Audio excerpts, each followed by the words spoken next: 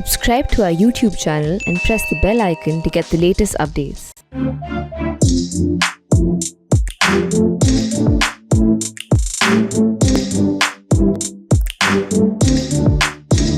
Hello and welcome to this edition of the Print Softcover. Softcover is an online venue where we launch select non-fiction books.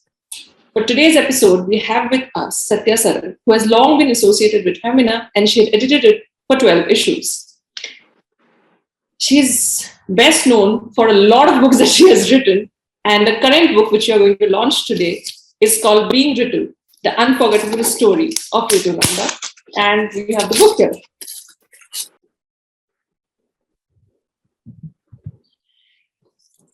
So you've written books like Years with Gurudutt and Sun Mere Bandhu Re on SD Woman and also on Jagjeet Singh.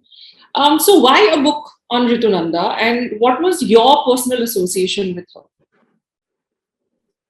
That's a complex question. Okay. Well, I've been editor of a women's magazine for very long, so I have a kind of, and being a woman myself and having understood them across all strata, having written about them. I remember we wrote about Ritu's Nikitasha when I was with Femina. I may not have done the article, but we did carry the article, and immediately when I heard her name, I said, oh, Nikitasha, you know. But I did not know her. I was not fortunate enough to know her.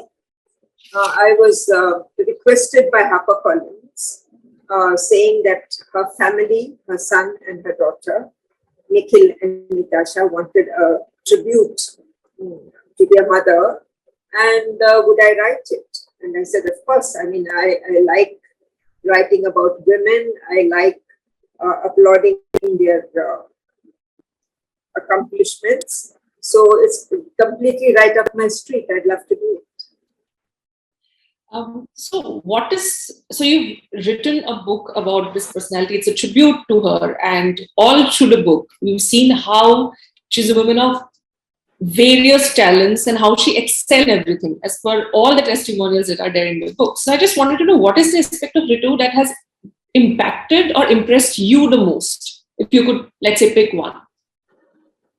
We had coined a catchword in Femina. I mean, I'm sorry to go back so many years, but it was called the woman of substance. Right. And everybody liked to say I'm a woman of substance, but Ritu is really a woman of substance from every angle. I had no idea. I knew she had done Nikitasha. I had read about her being in the Guinness Book of Records for the maximum number of LIC policies sold.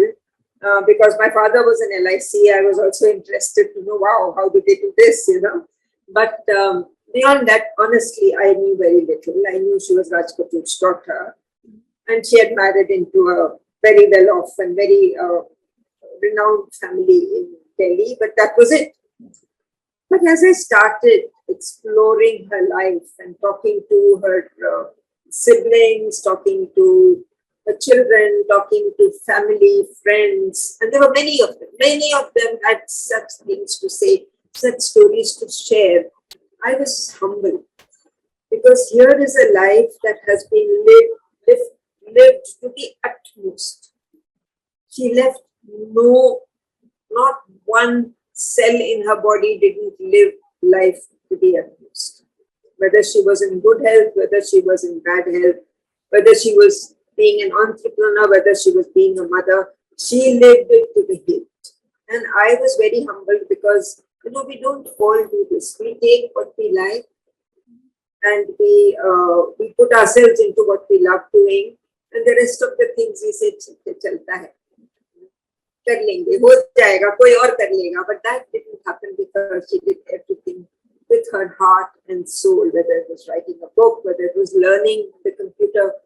I was like, I'm so glad I knew her. I wish I had really met her.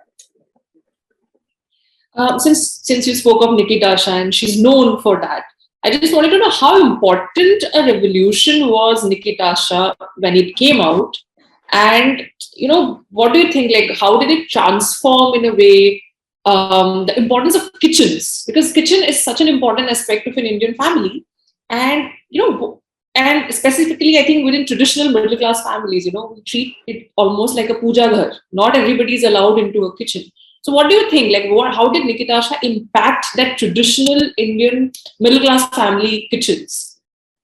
I think what it did was it was a huge liberating factor for women. Many homes, even in middle class families, would have a. I mean, I grew up. I grew up in a small town, so we had a kerosene stove which would send out fumes, and my mother would cook amazing meals in it. I mean, she was another Wonder Woman who would cook for 150 people on 2 kerosene stoves. And then there are women who are even less privileged who would have chulas on the ground, and would sit down, and they would find that more convenient to sit down and work. When the gas stoves came, they were useful, but then when you have a gas stove which has only 2 burners and you have to cook for a lot of people, you feel, you have to have an oven, you have to do this, you have to learn many skills on handling these various implements. I think what Nikitasha did was, it brought this very beautiful looking apparatus into the kitchen. So when you have a white gleaming oven come burner, gas burners, you suddenly say, why is my kitchen looking like this? Indian kitchens and bathrooms are usually the most neglected places. Koi dekhta nahi hai wahan. Only the person who works in the kitchen sees it. Sometimes it is the cook, sometimes it is the lady of the house. Others don't normally go there. So things are changing, but that's how it has been. So suddenly it was at that time especially, wow, let's do up the kitchen. So maybe they tiled the kitchen, maybe they brought in a new sink. So it was just, suddenly the kitchen became a pretty place, a happy place to be. And cooking became much easier. You could always open, you could take something from there, you wanted to make a big dish, you cook everything and you just put it in the oven, you just bend down, put it in the oven and you go out and sit down. So how difficult was it for you to get people to talk about Ritu Nanda? Were people forthcoming? Were they gushing? Or could you also tell the viewers an anecdote that stands out from all of the research that you've done for the book? I think people were more than forthcoming because, there are some people like this, that whenever you mention their name, people have a story about them. And they have good stories about them because that person has made the person you are talking to feel good. It's very true that the harm you do dies with you, but if you've done good, people remember that good. And they remember you with love, with fondness. There's a warmth that lights up in the heart and in the eyes when you talk about them. So I used to say, Ritu, will you please talk to me about Ritu? And it was so easy to just open up to me. People who didn't know me, people who, weren't sure they wanted to be quoted in a book. My God, you're writing a book. I don't want to be quoted in a book, but when I said it's a book, Ritu, it was a different story. Oh yes, we know Ritu. We want to talk about her. So it's amazing. And I think it's because she did so much for so many people in tiny, tiny ways and big ways. So yes, there were some who gushed, and I had to tone that down in the book because we don't want to do an arti. We want a real person being portrayed in the book. We want to understand that here is a person, these were her ups and downs, these were her highs and lows, and this is how she surmounted the lows, and this is how she crested the heights. So, but it was quite an eye-opener for me when I started talking to people, how much they had to tell me and how wonderfully they told me these stories. So, Ritu never really ventured into Bollywood, right? But her life, would you say that her life could be a biopic that Bollywood is probably losing her? Absolutely. I mean, she would be the best heroine you could think of. She was beautiful, she was vibrant, and she used to be shy, but when she became an entrepreneur, she lost that too. She had a great sense of style. So yes, she is heroine material, as all the Kapoors are actually. But over and above that, I think it's the roller coaster of her life, which makes for drama. At every point, there was a new thing for her to face, and she not only faced it, she made it something else. She took that little clay that life gave her and made it into something gorgeous. Would you say that, she had such a long struggle with cancer, and a lot of, the later part of the book details that, but every detail that people actually remember, everybody says the same thing, that despite battling cancer, even Rishi Kapoor at some point did, and there's an instance where you mentioned in the book how she would actually go and encourage Rishi Kapoor to be more upbeat about it, instead of the opposite, even though she had been struggling. So could you tell us how that is such a rare example, because we have had actually a lot of celebrities who also struggled with cancer, unfortunately. But her example, with every setback that she had, like her battle with cancer, would you say it's almost like a mirror of her battle generally in her own life with, let's say what happened eventually with Nikita Shah, or even, her personal struggle with the loss of her baby, with, eventually, then again, restarting with her own LIC project eventually. Would you say that they're almost like mirroring each other in the way that she took on cancer in the same way almost? She was, according to her sister Rima, she was always a bit sickly. So she was constantly having something or the other. She had a problem with her vision at one point. She had problems with other issues at some point or the other. But when the cancer came, it was as if most things had to be put on hold. I mean, she was managing things, but then if you're sitting in New York, you're not going to be hands-on. She had to delegate. I think that is where her daughter took on a lot of that. She had very able lieutenants who were doing these, she could delegate to, and whom she had trained wonderfully. So that is there. But her fight with cancer is a saga in itself. I mean, yes, we have amazing survivor stories. I have another story of this lady who used to perform Odissi after every chemotherapy, after 3 weeks after every chemotherapy. And that recital used to be her motivation to get well, and to ignore all the sickness and all the nausea and all the side effects of chemotherapy. So there are amazing stories, but none of those stories last for 7 to 8 years. To fight not one but 2 cancers and never show anybody. I have, except one instance in the book which you must have encountered. Yes, except one instance, nobody ever said they saw her down and out. Not the doctors, not the nurses, not her relatives, not her mother whom she would call in India and speak to, not somebody whom she would call to wish on their birthday. It was always a sing-song, happy tune, And that is what I find humbling and amazing. I get a stomachache and I say, don't talk to me for 1 hour. We get rid of the stomachache first, But to fight cancer is not a joke. And then to look forward, the moment you're well, let's go and eat at a restaurant. There are 100 pictures they showed me of her with a walker or with a cane, fully made up, beautifully dressed, kind of trying not to hobble her way and walking bravely to a restaurant with a group of friends and relatives. That's all.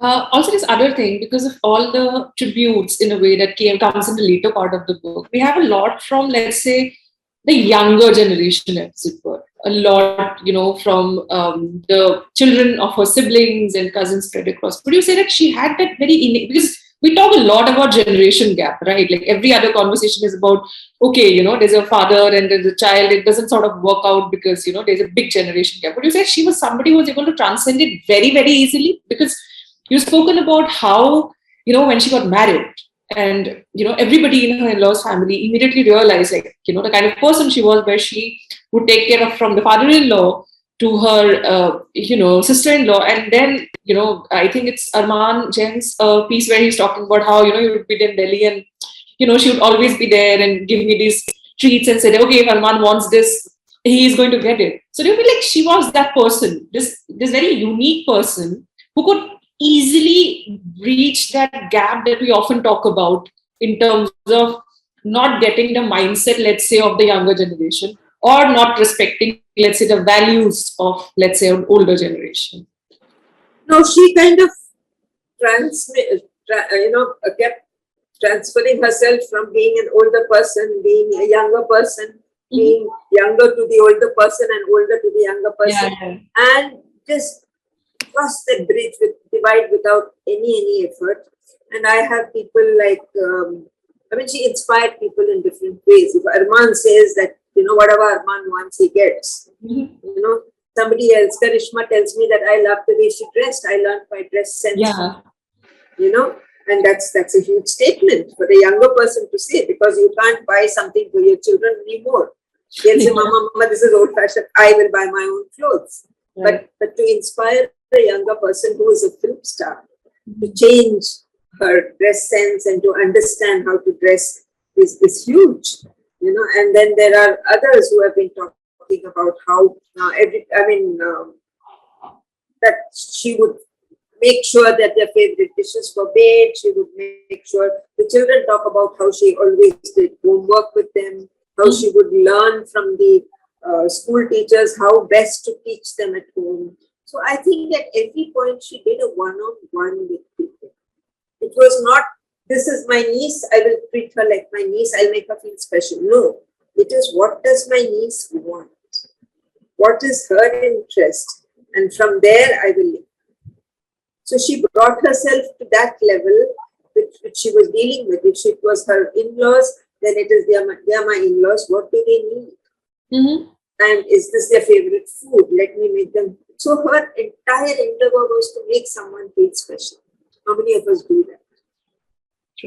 And just taking on from what you just said, right? This ability to make everybody feel special. Do you think that was also part of her success as, and how do you use a term which obviously became more prominent recently, which is the term of being an entrepreneur? Would you say she was one of those first, let's say, homegrown, somebody who did it entirely on her own, entrepreneur, who again, all the instances that you mentioned, specifically of the LIC policies where she went into huts to convince these people ki 100 rupees per year, that's all you have to give, and LIC is going to give you another 100. The ability to convince them. And then the other instance that you mentioned is that every film star eventually started taking policies because, she was able to convince them. So that gap, as I was talking, she was able to bridge it even, while she was doing her business and building it up right from the ground. That sense of entrepreneurship, which probably even now people look for and might not actually find as much. No, I think for her, it was not about doing a job. It was about reaching out to help. So if you think, who are the people who really need insurance? The daily wage people, the people who don't have anything, they're not sure where the next meal is coming from. They work in hazardous tasks and they live on the Jamuna flats. Right. So she goes out there and she makes the scheme saying, you pay 100, we will pay 100. And if something happens to your man, the earning member of your family will pay 25,000. Now, who is going to say no to this? Right? They will find that 100 from anywhere and give it to you. So it was not getting business. It was helping people. So the whole angle was different. The whole attitude, approach was different. How do we help people? Even for the other policies, she had this whole 3 questions worked out. Right? What is your plan? My father used to tell me when he was in LIC, my agents have a very tough time because they go to somebody who's having coffee. हम आपके साथ coffee पिए क्या? हाँ, अच्छा आपके मरने के बाद आपने सोचा है, and he throws them out. Because the last thing a man wants to think is मेरे मरने के बाद क्या होने वाला है. Right, yeah. So giving him a dismal idea suddenly of his own mortality. So she didn't approach it that way. She said, how much can you save? How much do you think you can afford? And then she worked out the policy, and then she broke the news that this policy is your saving if something happens to you. So she dealt with it with her mind and her heart. And I think that makes a difference. Also, her project, Remari, which sort of brought in the space for artists to, get themselves noticed, which is again something very, it feels like such a modern quote unquote idea, because I think even now there are a lot of spaces that offer this space for young singers or, young upcoming artists to showcase themselves. But in a way, she was already there. Like whatever you could think of, and you might feel, okay, this is innovative. Yeah. And so, when you're saying, when you use the phrase woman of substance, would you say you could always also use the term trendsetter in a way? The way she was Trailblazer. Trailblazer. right. She thought of things before their time came. And I think this, yes, you were very rightly said that there are places, organizations which help young artists, young performers, but they come and they go. If they don't have a sponsor, they go. She was the sponsor, she was the karta, she was the planner, and she made it happen. She just gave freely of the wealth that she could afford to give away to get something in return, because she knew that it deserved that, deserved that attention and deserved to be not decimated, spread among the people who would appreciate it. So she became a viaduct. She became a via media between the buyer and the seller in art. Not like a gallery where people are scared to go sometimes because they play politics. They like somebody, they will push them. They don't like somebody, you'll never get a chance in that gallery. Not like that. She was fair. So in a way, she basically made a lot of things accessible for people. Would that be a right way of putting it? Because, be it LIC policies, be it art, like you just mentioned, that sometimes people are even scared of stepping into a gallery. Right. Or whether is it even the idea that, kitchens, let's say, obviously with her project itself, or even I think within her household, that everybody felt it very easy to approach her, to access her, and to not just learn something, but to, create a bond. To share and to relate. And in the process, there was always learning. I learned a lot writing this book. I promise you, I learned that I must, not dismiss anybody because I don't like them. Make that extra effort, go the extra mile, try and be nice. And the moment you say something nice to someone you don't like, you start liking them. It's such a simple thing. If they compliment, they smile at you and suddenly a connection is made. Right. So I really learned that from her. I learned that we must, remember people's little good deeds and compliment them on it. So little things like this make a big difference in your own life. And that's why I say I'm really privileged that I wrote this book. But on the other hand, I also want to say that she really enjoyed having fun. It was all not work. She loved her cruises. She loved her family above all. Right. She had a lot of love to spread, but her family came first.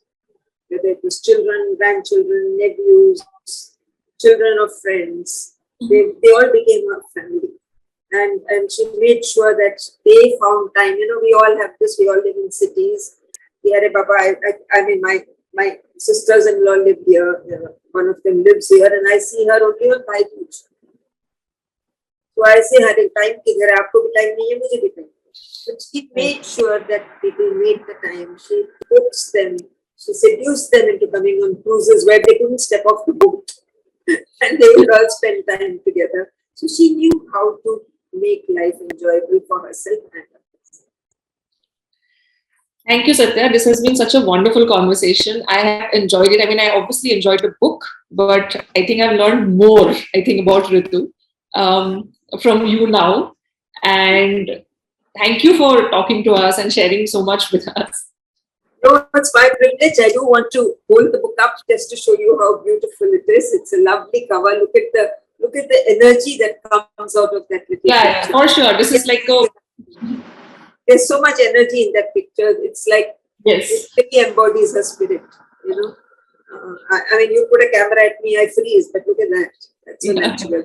And there is one aspect we have both forgotten is about how she wrote that book on her father.